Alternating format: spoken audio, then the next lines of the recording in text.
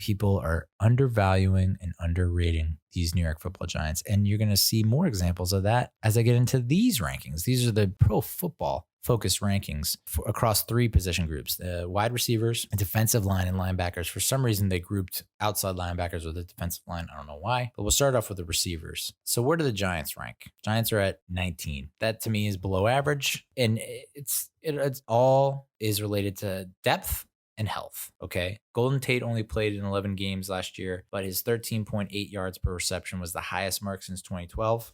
Was his highest mark since 2012. I think he's still got something in the tank, but I would love to see a full 16 out of him. I doubt we get it this year, but who knows? Sterling Shepard only played in 10 games last year, was on pace for a 91 catch season. That's nothing to sneeze at, dude. Darius Slayton, Pro Football Focus says the consistency wasn't there, and I agree to a little bit. He would disappear for stretches. He finished with 265 yards on deep throws, which was 5th best amongst rookies. Thought he would be higher there. But I think you're going to see him take a step up this year. And so he's not just going to be the big home run hitter. He'll make the big plays, but also make some of he won't just evaporate. He will make some catches, be more consistent, I think, this year. And then it's the question of who's that 4th guy, right? So you have Cody Core is more of a special teams guy. Personally, I think everyone agrees that Corey Coleman is the guy if he stays healthy. And then there's always the opportunity for the 3 undrafted free agents to make the roster, who I mentioned before: Austin Mack, Binjimen Victor, both of Ohio State, and then Derrick Dillon from LSU. So I don't know what it is. I don't know that I watched enough of those guys in college, but it just sounds like, from what I've heard and read and seen, that they have a pretty good shot at making the squad and making a difference. 19 is just, I understand that we don't have a definitive number 1 guy, but doesn't that almost work to our advantage? Where it's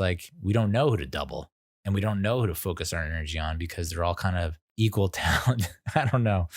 I guess I'm wearing rose-colored glasses in that respect, but I think Corey Coleman might open some eyes this year and surprise some people. So how did the other teams in the NFC East rank? Cowboys are number 1. And I mentioned this last week when we talked about the best and worst case scenarios. Amari Cooper, Michael Gallup, CeeDee Lamb. Yikes, dude.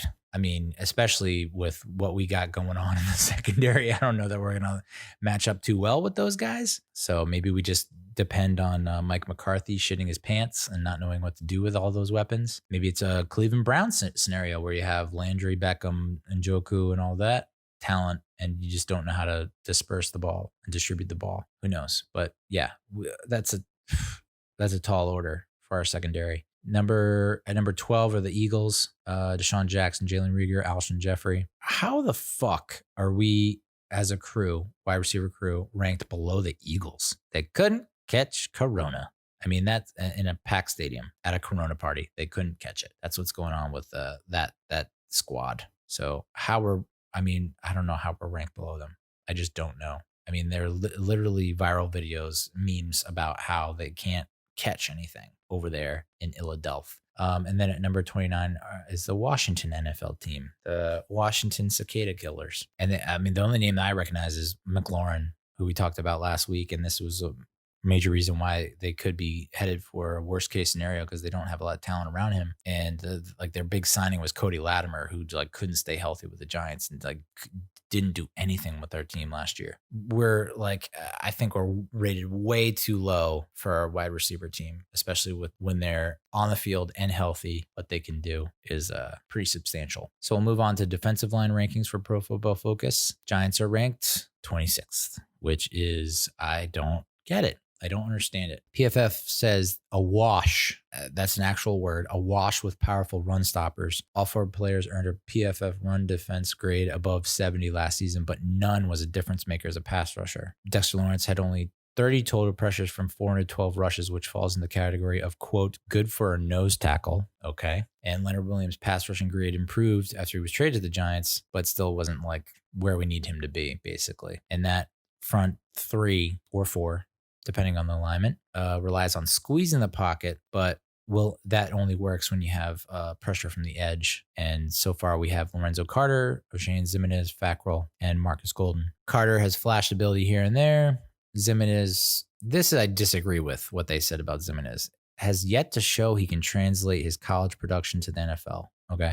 Disagree. Strong disagree. And Fackrell's production has come in spikes and flashes, never managed to be a consistent threat. Yeah, consistency. That's what PFF is looking for. And we just, that crew has not delivered it. Not a lot of proven players. And since the league is a pass happy league, we're not able to thwart that, which stinks. Number 2 is the Eagles. Number 3 is Washington. Number 14 is the Cowboys. So our offensive line is in for a rude awakening.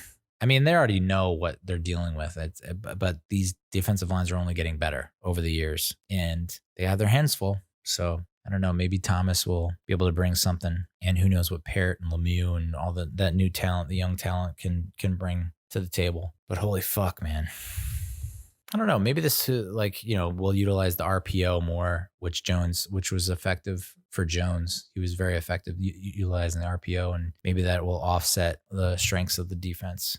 In terms of linebacker ratings, Giants are 23rd. Last year, they graded at 54.5. Blake Martinez had a top 10 season against the run in 2016 and then a top 10 season in coverage in 2018.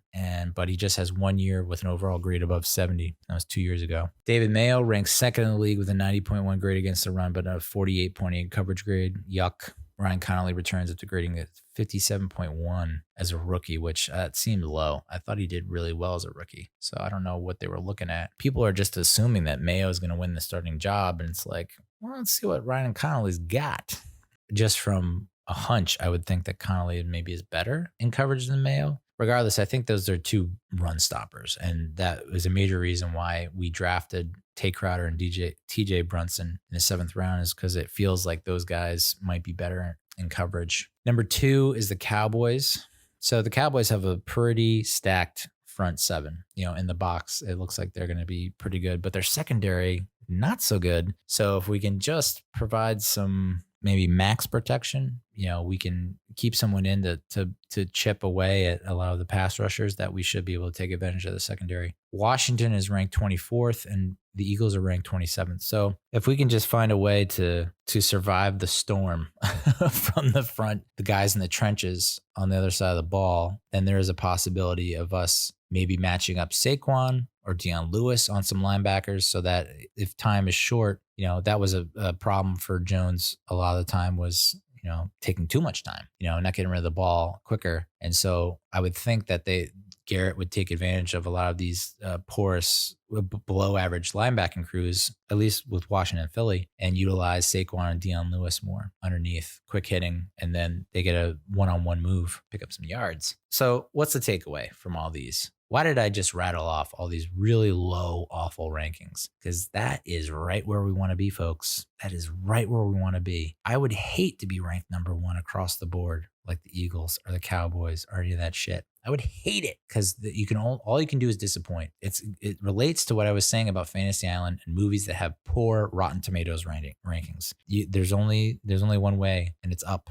That's the only direction we can go. So the fact that we are ranked so poorly across the board, across so many positions, means we can only shock the world. And so I'm actually loving that we are so poorly ranked and rated, because other teams will see that. They will underestimate us, and then we can prove them wrong. So I'm very excited about our prospects for this year and for years to come, because the best has yet to come. We've shown flashes, and the fact that we've shown flashes is a good thing. Now we just have to fill in the gaps and be more consistent, and we'll be a contender.